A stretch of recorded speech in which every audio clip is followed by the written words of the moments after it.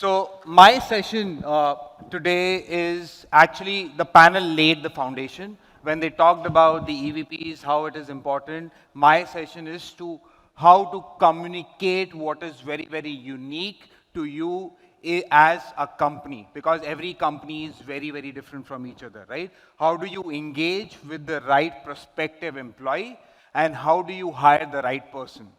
Like the panel said, uh, I mean, and you cannot have people who might be fitting in Infi, Udan, Sipla, right? There will be different set of people who might be very, very rightly fitted with different companies. And that's why my session today is to basically how do you know the secrets of attracting the right talent rather than the top talent, because the talent as such is very, very unique, and that talent you need to actually capture basis the company that you are representing. And being a startup, many strategies that I'll be talking about will be actually those strategies that you can implement yourself without needing any partner, right? You as HR professionals can actually implement them. And I want this session to be very, very interactive. It is a short, packed session. So if you can just scan this QR code, and because everybody has mobile, they've been using mobile throughout the sessions or so, if you can just scan the code and basically help me get a sense of your thought process. So the first question, once you scan the code, you will get your first question on the screen, and this is just an objective uh, question. Average number of offers a good candidate holds in today's market. It's very, very simple. This is on our mind. Select the best option that you think is right. And can we have the poll results or the tool on the screen, please? Awesome. So essentially, if you see, B, C, and D combined is more than A, right? So if any point in time there are multiple offers for any person whom you are offering, right? Now, in this scenario, what is very, very critical is for you to communicate the EVPs or your unique value proposition to those candidates, why they should choose you over the others, given that the salaries are same, right? Because that is a major pillar, no doubt about it, right? Now, can we move on to the second question here, Shivam? Now you will have the second question on your screen, and just help me understand what's your interview to offer ratio? How many candidates do you interview to make one offer? And why this is very, very critical is only because you're wasting your internal resources if you're interviewing more candidates and if this ratio is much, much higher. I know for a fact that if I'm interviewing 8 or 10 people to roll out just one offer, being a Deloitte, I know the billing that happens for every consultant or every partner. And that was in thousands of dollars per hour, right? So imagine just to recruit one, if you're enabling 10 hours, that is more than $10,000 to $20,000 going only in the interview process. Can we show the results, please? Correct? And the maximum is 8 to 10 interviews to one offer. Imagine the kind of money, and this is basically inherent. This is a wastage that we all are doing, right? Let's think through this and let's figure out how can we reduce it to just D.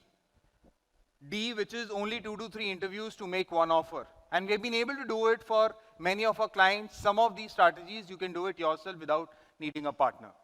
Can we go to the slide, please? Now, after speaking to close to 20,000 HR professionals, right, there was a study done, and pretty much the biggest challenges that they have been facing, one is sourcing. How do you get the talent, right? Talent pipeline created. The second was that the joining forecaster, right? Whether they'll be joining on the D day. And many a times you get to know whether the person is joining or not only on the D day, which becomes a problem to you, right? Can we create or can we do something which gives us leading indicators that whether this person will be joining us or not? right? The third is whether this is the right talent or the diversified talent that I'm looking at. Because the cost of hiring a wrong person is much, much more than taking some more time to get the right person in, right? And employer branding, which was all that the earlier panel spoke about. How do you ensure that they know for what you are rather than for what is in their mind, right? And the fifth was time to hire. Can you basically close not your all positions, but majority priority positions? I'm not saying in hours or so, but in few days rather than few weeks or few months. I think these were the major problems that we believe are for all the HR professionals. Before moving forward, let me show you a video of this company, Nas Daily, how they have been doing things very, very differently. It's a US startup. And it's not that old, but we have nothing to do with this. We haven't helped them, but this video itself will give you a sense in terms of how do you think differently and how we can act differently. When you build a company, the hardest thing is hiring. How do you hire people? Well, let me show you how we do it. This is how we hire. It's called a hackathon! And it's the best thing ever. Most companies use LinkedIn to hire people, but that is not enough. There are many people in the world that never go on LinkedIn. They just go on Instagram, Facebook, and YouTube. And they are talented, creative individuals. So this is what we do. We invite anybody from our followers from Facebook, YouTube, and Instagram to come to our office for one day for a hackathon. 50 people come from all around the world, like Syria, India, Kyrgyzstan, Brazil, Sudan, Jordan, Senegal, Portuguese, Filipino, United States of America. and we give them one assignment to prove that they're good. A video to edit, a presentation to make, or a script to write. And they work on it for 4 to 5 hours straight. It's stressful. Are you looking forward to today? Yes, sir. What are you looking Thank forward to? Just to prove to myself how creative I am. Good luck, my friend. 5 more minutes now. By the end, we get the assignments and go over them one by one to choose the top 10. And then we gather everybody around and we discuss. We give feedback. We go into the details. We love your background in journalism. We also love the assignment. We love the ideas. We love the design. We learn how to become better together, how to edit better, how to write better. The whole point of the hackathon is you learn something, even if it didn't work out. You learned something new. You met a friend and you got some food and you enjoyed your Saturday. Thank you so much, guys. It's an educational experience for the attendees and for us that you will not find anywhere else. I'm happy to be here on this hackathon. It's a great opportunity. It is an opportunity to meet new people and make new friends. It was a very great experience. And by the end, we choose the top person to give one job offer on the spot. No questions asked, no CVs needed. It's all because of their assignments. Okay, the first person that we'd love to send a job offer to is Turchnai.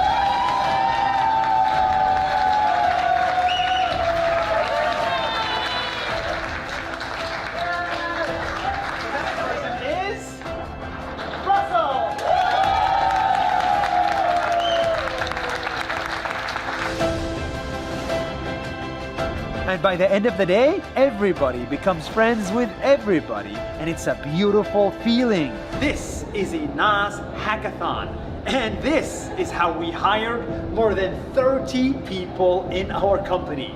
Many of them got promoted as well, like Lisha, the head of content, Hui Min, the head of partnerships at NAS Academy, Rashid, a video editor at NAS Academy, and many, many more. At the end of the day, a hackathon is a way to take chances at people. People that have talent, hunger, creativity, and determination to succeed from anywhere in the world. And these are the people we want to work with. So this was a gamified engagement called as hackathon. In our minds, we always treat hackathon with technical coding hackathons. It's a very, very loosely used term these days, but you can actually do it for pretty much anybody and everybody. Whether you want to hire content guys, MBA guys, arts, commerce or so, it basically depends what kind of a gamified engagement are you looking to plan. What this does is that when they're interacting with you as a brand, they're getting to know more about you personally. They're getting to know what work they will do even before they're joining you. So in fact, you're actually putting not only your brand, but the kind of work that they will be doing. We've been working with other companies as well, and I'll show you. But majorly this whole concept, they did it themselves, right? Through Instagram or so, and they invited maybe 100 people. Can you do it pan-India, virtually, across different states, across different countries, with thousands of people? Now, just go on to your app again on that browser and answer, if you were to do such an exercise, how many people would you be able to connect yourself as a company? This is very, very critical for you to understand as to, if you're able to do it, how much strength do you have to connect with more and more people? Can we please go on to the tool, please? Majority are saying that they can actually connect with either less than 1,000 people or more than, or around 1,000 people, right? Now the next question, important question, can we go to the next question? Is that how many candidates or how many students get job ready every year across domains? You're saying that you will only be able to connect with 1,000. Correct? How many are getting job ready every year? Go to the results, please. So the correct answer here is 40 lakhs. And if you add, let's say, early talent, maybe 4 to 5 years, it's more than 1 crore, correct? Which are out there competing with each other to be hired across domains. I'm not just talking about technical, maybe MBA, arts, commerce, for any job opportunity that they have, right? You can only connect with 1,000. But if you are able to connect with that 1,000 itself, you are able to communicate your value proposition very, very nicely, and that's the job of these engagements.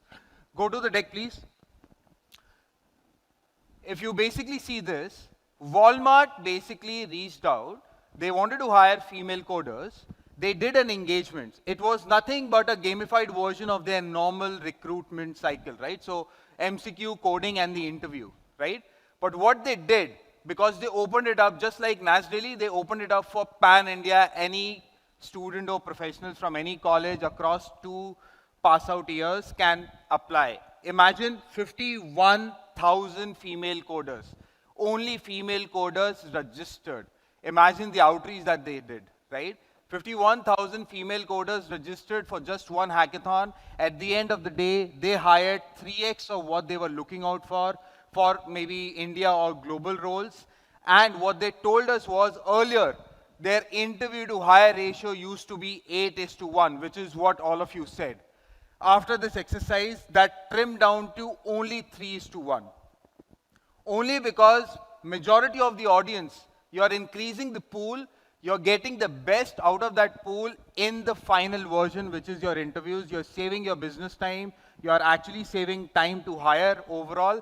And while you're doing this, in this whole exercise, you're able to communicate with them what they'll be doing. I'll give you one other example of Flipkart as well, but JustPay rolled out 2,000 job offers through these hackathons across 3 months, right? Similarly, if you basically see this, it's not clear, but they did about 2 or 3 hackathons, and they reached out to everybody, right? You don't have to get into that operational hassle of your office. You can actually do that completely virtual. Exino, which is a 100-employee company, many of you will be thinking these are bigger companies. It is very easy for them to attract talent. This is a Noida company, 100-employee company. Still, they got some good numbers, about 16,000, right? Now, Flipkart, what they basically did was that during the whole hackathon, they basically gave problem statements that their engineering team is focusing on. Eventually, the guys who were shortlisted after the first preliminary round, they were working on the actual problems that they will work on if they were to be selected for Flipkart. Imagine the guys who don't get selected, they also become brand ambassadors of your brand so that they can actually talk about to their friends that, hey, this is the kind of work that will happen if you get selected at Flipkart. And that's your employer branding at the top when people start talking about you organically, right? Amazon did it for MBAs, and this was restricted to few B schools, but the MBA is another market, right? On the other hand, Tata Imagination Challenge, right? Many of people are from Tata brands. They did Tata Imagination Challenge where 2.3 lakh people showed interest in this engagement, and at the end of the day, the employer brand stands out. And this is across all domains. Any stream, any college, right? Again, Accenture rolled out for about 1 lakh people, right? And then this is not restricted to only the students, the working professionals, whether you want to do it for only 0 to 2 years or 3 to 4 years. Lenovo hired sales guys through this exercise. Hero hired multiple roles, 4+ years. Then Innovator, which was powered by Microsoft, hired their roles of their technical expertise through this exercise. Right, Porter also did it. Porter is another example where their hire ratio used to be very, very high. That trimmed down to only 2.5:1 when they were finally interviewing. And what they told us was, because of this mammoth exercise, their joining ratios also increased. Before I conclude, the joining ratio is very, very important. I'm sure for majority of you guys, the answer would be either B and C. How do I ensure that person is joining on the D-Day itself, right? You can do very, very simple things with this joining ratio. I'll talk about a couple of things, and this has worked well with our clients. I mean, we haven't taken money, but let's assume that all the HR professionals, you're rolling out offers to maybe 10 people or 50 people, right? While you're sending them emails, and there is maybe a three-month gap, while you're sending them emails, track whether they're opening emails or not, track whether they are clicking on certain links in those emails or not. Only this small exercise will be able to give you a 80% accuracy whether that person is really interested in joining you or not. The second element is that many a times we have our own onboarding process, right? Can we have certain elements of our onboarding process put across during the offer to the joining period as quizzes? Maybe on a fortnightly basis, maybe on a monthly basis. If a person is very, very eager to join or is very, very connected with your brand, that person will be taking those quizzes. And this is very, very easy to do on any of the platforms, right? But you will get leading indicators how many of the offered guys are joining you, which is what you need rather than anything else, right? Any questions? I'm done. I just have a video to end. I know it's time and we have lunch. Any questions, I'm happy to answer. Otherwise, I've been sort of told to sort of step down only because we are towards lunch. Yeah. Yes, please. Can we have the mic?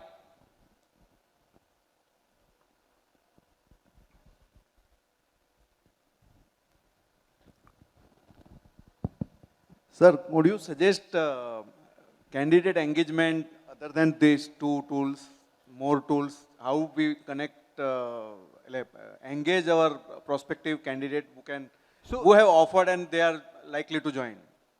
So I mean, these are the ways. The other way is to basically do a full-blown engagement. I just spoke about a quiz. There are other hackathons or simulation games that you can engage with them. The idea is that if you can give content that you are anyways giving them on your onboarding uh, uh, sessions, a week or 2 weeks onboarding sessions, if you can sort of put across that before the onboarding, like a pre-onboarding sessions or so, I think those will give you clear indications, and then that can be a long-legged exercise. And you can maybe gamify it. You can have a quiz series or a 5 contest series or so, and you basically award them. And this has worked with 97% accuracy. For many of our clients, we have been able to tell them that, hey, these are the 10 guys who won't join out of these 100 guys, and exactly those 10 didn't join on the D-Day. Yeah? Thank you. Thank you. Before I leave, I just have this video to be played, and then I think you'll be off for the lunch. Thank you so much. Thanks for listening.